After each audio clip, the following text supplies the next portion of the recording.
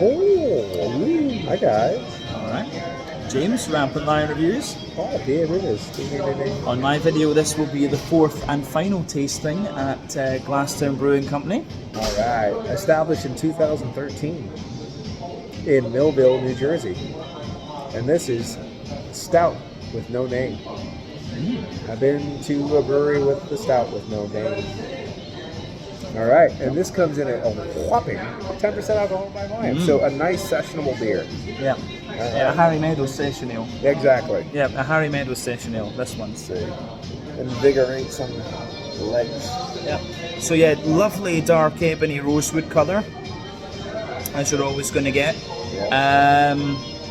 Yeah, when it came out, it had a sort of half finger of a frothy. Yeah, it did sit for a little bit. Yeah, because we did actually split this because Paul has to drive, so yeah, we're just splitting this one to do a little taster of Always responsible. it. Sometimes. Yes.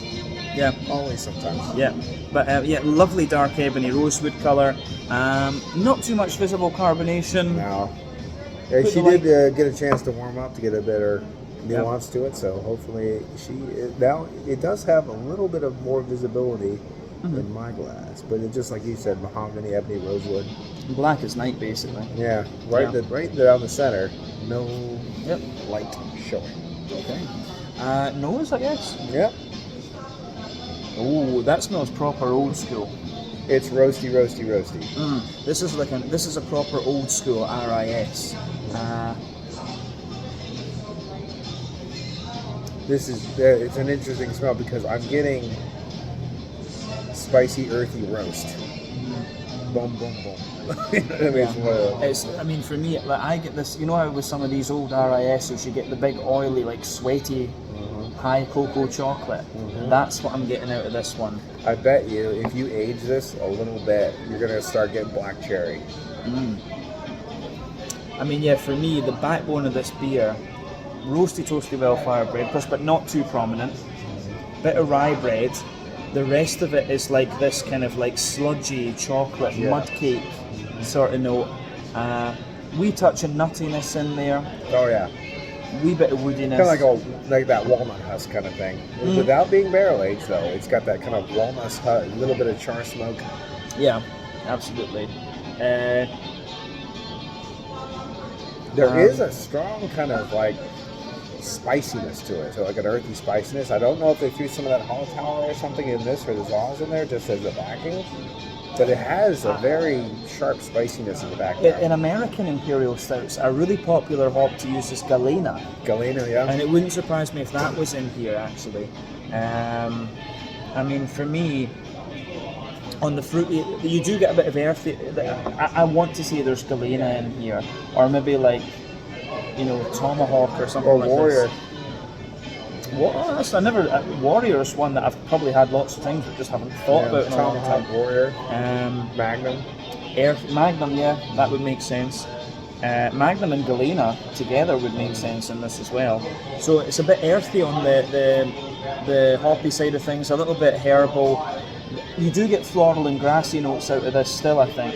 I'm getting that for sure. I'm almost getting like a I hate to say a menthol kind of flavor if I really breathe it in, but there is a lot of floral quality hitting my nose right like hard. Yeah, so I would say I would say phenol. There you go. Phenol, phenols are the sort of like medicinal, herbally medicinal cough syrupy type things. Yeah.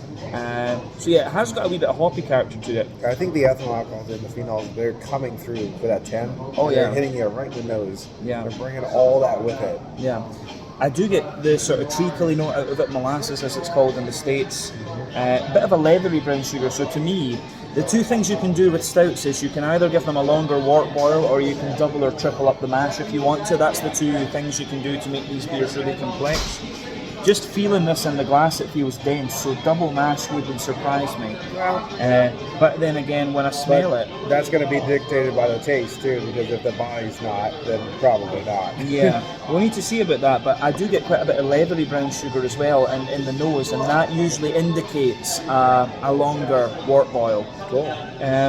Plum, juicy plum, bit of blackcurrant.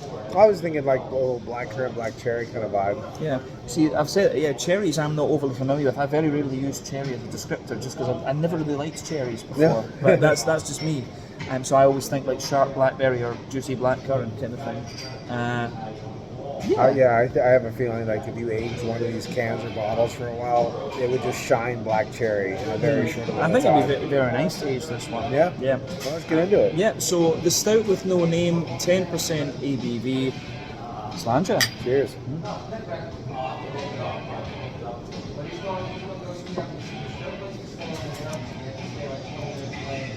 That's a bit thin, but that's a hell of a roast. There's all those hops. They just hit me. It's a very hopped beer. It's subtle though. It's fruity. It's got that nice spicy earthy floral quality. That's not abrasive. The thing that strikes me about this is it comes across as a very bready stout. Yeah. I get a lot of breadiness out of Toasted bread. this. That's the one thing about this brewing company that I've noticed. I get a bready, almost sometimes a cereal grain vibe, like a toasted bran almost sometimes. I think I'm getting that a little bit here too. I think I get the impression, and I've said this in a few of the out and about videos that we've done. I think American grains, you can tell the difference between those and the German ones, and I think generally the American palate is sweet. It is sweeter than the European palate. Absolutely. And American malts come across as sweeter, and I think this is an all-American. I think it's an American malt bill in this. It's probably Breeze malt, American chocolate, American Breeze. Yeah. Yeah. It comes even American caramel. Yeah, because it just doesn't have the dryness that you get from. It just doesn't have the dryness and the density that you get from the English Simpsons malts or the German Crystals and Carafas and stuff like this. Yeah, it's quite interesting.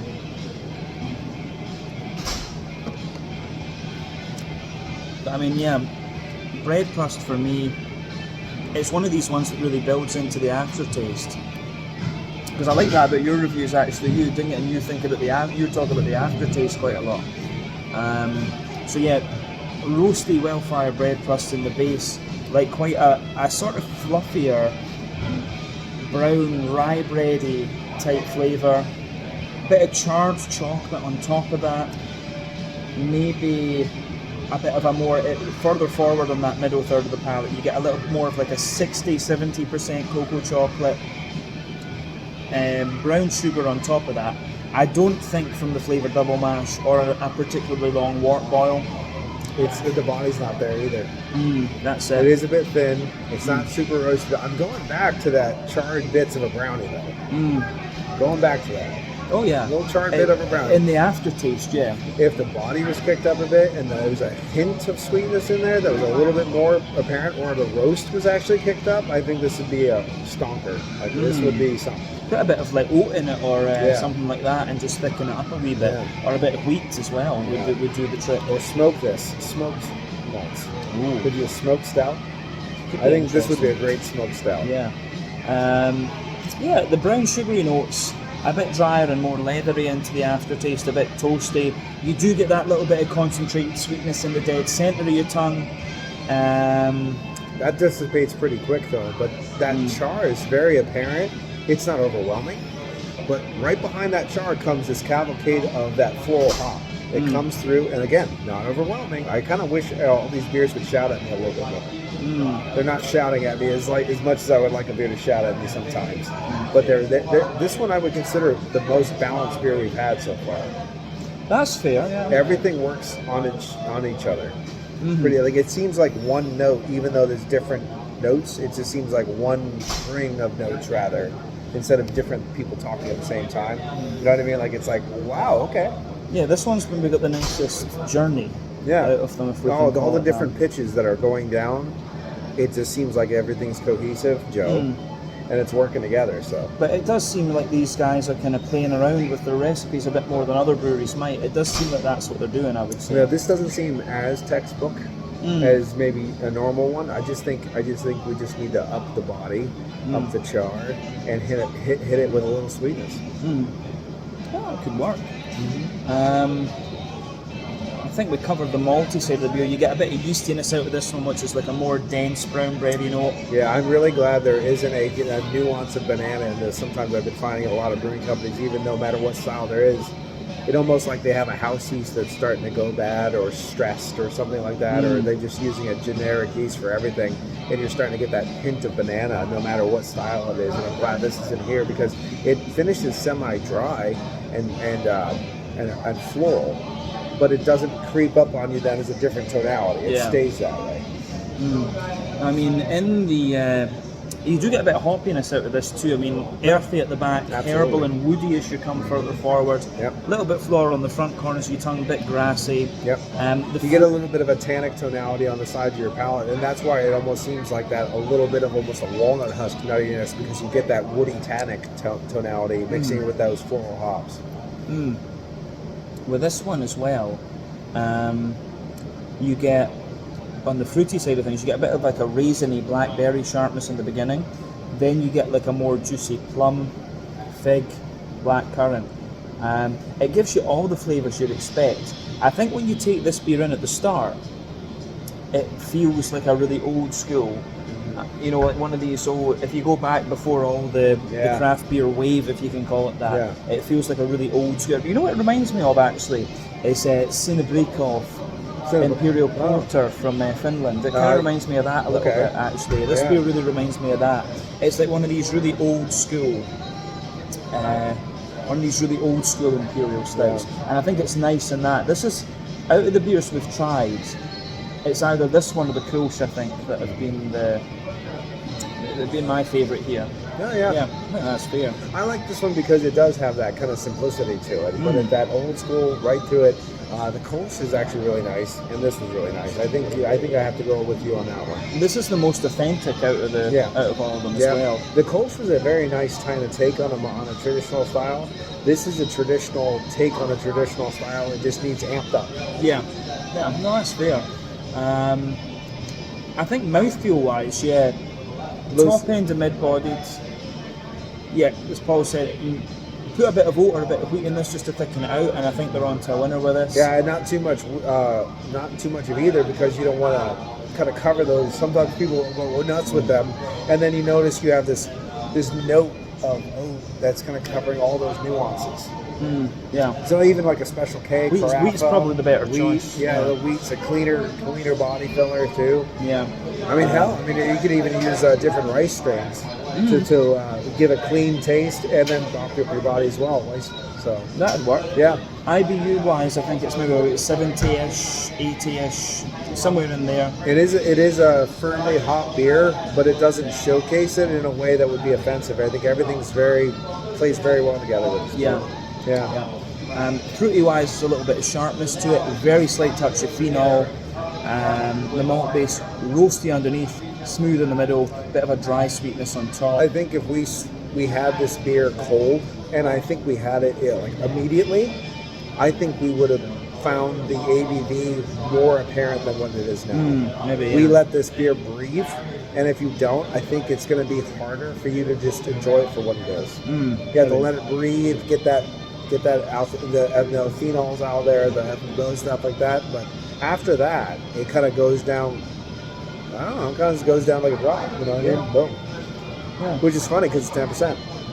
It's interesting, yeah. It's very easy to drink for a 10%. And I think that's what I mean, is this beer is 10% that doesn't show you it's 10%. I think it should scream at you a little bit more, and I think it would be a pretty high-rated beer after that. A bit more wheat or a bit of carafa or something like that. And this beer's on the winner, yeah. All right. Or a bit of smoke malt. Yeah, but we're smoke heads, so anything Ralph, we're both all over. That's right. Yeah. I think we can leave it at that for this one. What do you think? We would just throw in the solid category, 7.5? That can work. 7.5, 8. That's a textbook solid take on the style. I just think it needs a little bit of extra things to make it up. Yeah, works for me. Works for me. Well, it's been Paul. All right, and James from PABrewNews. This is the end of my 4th tasting on my video, and the end of Paul's video. Absolutely. Yeah. All right. We'll see you at the next one. Yep, and I'll catch you guys in a second with something else. Cheers.